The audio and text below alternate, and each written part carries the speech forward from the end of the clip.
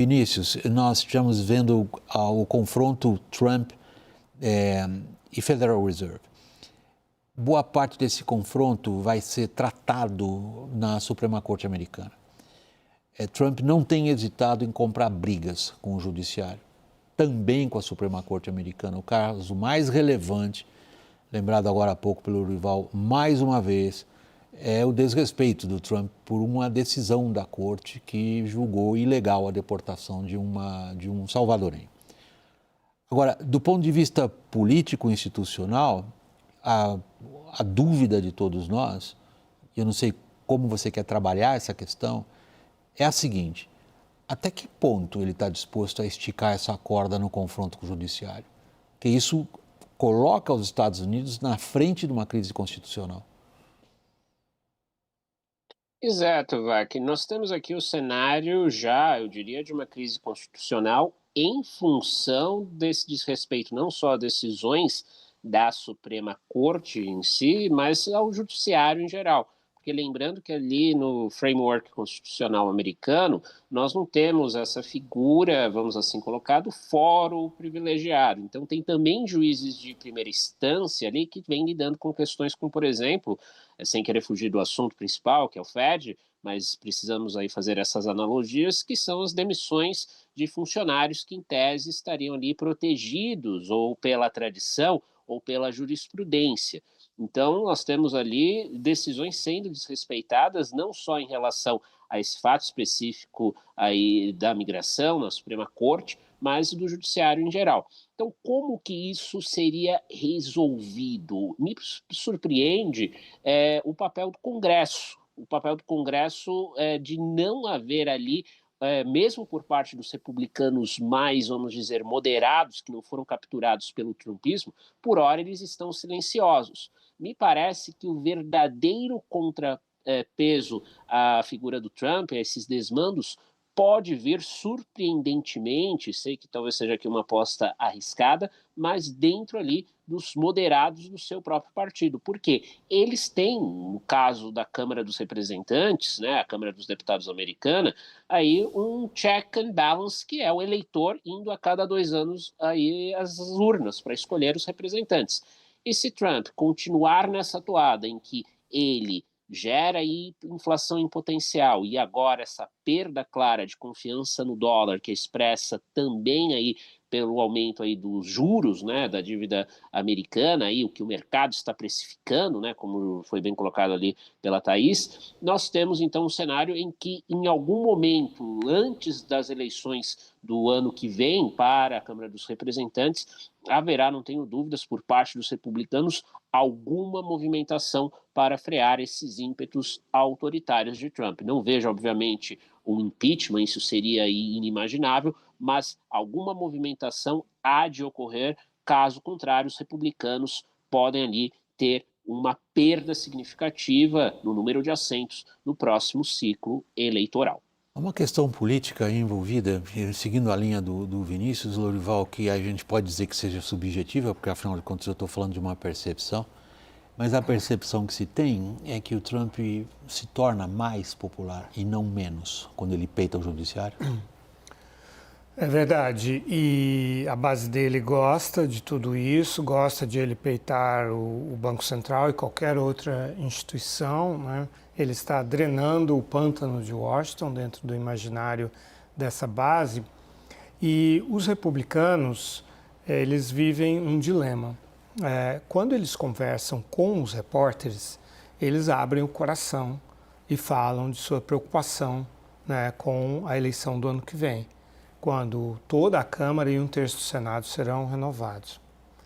Mas eles não falam em público, não falam no Congresso. Por quê? Porque o Trump, exatamente por isso que você trouxe na sua pergunta, a popularidade dele nas bases do movimento que ele lidera, lhe permite escolher os candidatos nas primárias distritais. Então, o que adianta você se manter, digamos, né, aquele republicano que enfrenta o Trump? O que adianta ele assegurar uma popularidade perante o eleitor em geral, do distrito dele, se os filiados que vão nas primárias decidir se ele ou ela será candidato de fato ou não, o recusar, o rejeitar. E não tenha dúvida de como tem acontecido nos últimos anos. O MAGA, esse movimento, ele sempre apresentará um candidato ou uma candidata alternativa àquele candidato republicano que enfrentou o Trump. Tem acontecido isso com nomes, né, com pessoas com pedigree, como a filha do Dick Cheney, que teve de se aposentar, não conseguiu ser candidata a Liz Cheney, né, ser candidata a deputada federal, depois de ter sido a número 3 da bancada. Mas como ela não aceitou os questionamentos que ele fez sobre a vitória de Joe Biden e tal, ela foi excluída, né, da possibilidade de ser candidata. Então, a situação dos republicanos é muito difícil. William, deixa eu só pegar esse ponto que é muito importante do Lorival, que é a situação de refém, né? Os republicanos reféns disso. E o que ele está fazendo com o Fed é também tentando colocar o Fed como refém. Não é só o Jeremy Powell, né? Mas é a decisão da política monetária. Você vai se lembrar, a gente falou disso esses dias, né? Que nesse modo de tomada de poder de Donald Trump, o único lugar que ele não tinha conseguido alcançar era exatamente o Federal Reserve. Ele não conseguiu botar a mão lá, né? O Fed está tomando as suas decisões e o Jeremy Powell está sendo vocal em português não, em língua que não é o economês, né? As declarações dele ontem de dizer, não, eu não vou sair daqui, não, eu não vou considerar essa situação, eu vou cumprir meu mandato, eu tenho a lei para me garantir. Quer dizer, ele está falando abertamente, que é uma coisa que não acontece. Então, o que ele está fazendo é exatamente rejeitar a posição de refém. E ele nem tem a garantia de que o respaldo legal, de que a Suprema Corte, ou da chance de haver um Congresso minimamente moderado, vão garanti-lo. Mas você vê que o cara assume uma posição institucional personificada, em que ele usa sua própria personalidade para se colocar contra essa armadilha. Agora, especificamente nesse ponto, qual é o plano, então? Não tem. Quem o Trump colocaria no lugar do Trump? Sim, aí tem uma coisa que é o seguinte, hoje voltou a aparecer nos jornais um economista que trabalhou no governo Bush, que foi diretor do Banco Central. Nós estamos falando de Kevin Warsh, que é esse nome que vocês estão vendo aí, é um economista relativamente jovem. Hoje eu conversei com economistas nos Estados Unidos que conhecem, convivem com ele, diz que ele tem tido bastante moderação para tratar sobre o que o Trump está fazendo em qualquer área do governo, especialmente para falar de Banco Central. Ele foi cotado lá em 2017, ele disputou com Jeremy Powell a posição de chairman. E o Trump acabou escolhendo o Jeremy Powell. Então, ele é muito próximo de Scott Bessent, que é o secretário do Tesouro, e o que as apurações dizem é que ele está dizendo ao Bessent assim, olha, não me bota nessa confusão.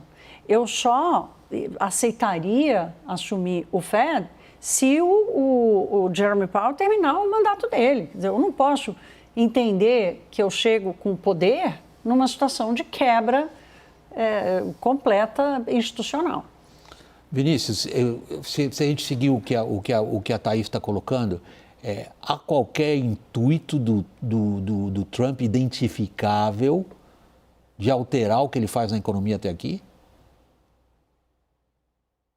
O Trump, que acho que só altera o rumo louco, eu não vejo outro adjetivo senão esse, a definir a política econômica de Trump. Esse rumo aí tomado se houver uma queda brusca na sua popularidade, inclusive na sua base, pegando até o que o Lourival falou antes. Concordo plenamente, tem essa lógica aí de se fazer, né, ali reféns, né, da base republicana, a base republicana ameaçando, inclusive, tirar candidatos que são consolidados em seus distritos. Mas, ao meu ver, tudo tem um limite. E, sim, tem um voto ideológico, a base trumpista é muito forte na questão de imigração, na questão de que é necessário ali um strongman, né? Um homem forte como Trump, autoritário, para corrigir os supostos desmandos da elite liberal, da burocracia de Washington. Concordo totalmente com essa narrativa que reverbera muito. Mas e quando a inflação, e tudo indica, isso não demorar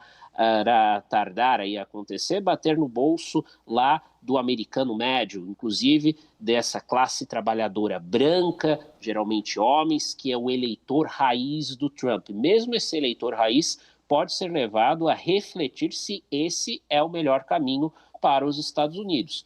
Chegando nesse ponto, e acredito que em função das tarifas e das suas consequências próximas, aí, isso deve ocorrer ainda neste ano, vejo sim ali o próprio Trump procurando um freio de arrumação, pelo menos no campo econômico, e oferecendo como contraparte à sua base políticas mais rígidas no campo da guerra cultural, para, claro, manter o seu movimento MAGA, né, unido em torno, principalmente, dessa agenda ideológica. Mas na economia, em algum momento, me parece, até por questão de sobrevivência política, ele terá de fazer um freio de arrumação, sem, claro, dar o braço a torcer para todos esses, vamos dizer, erros aí, equívocos que ele está cometendo.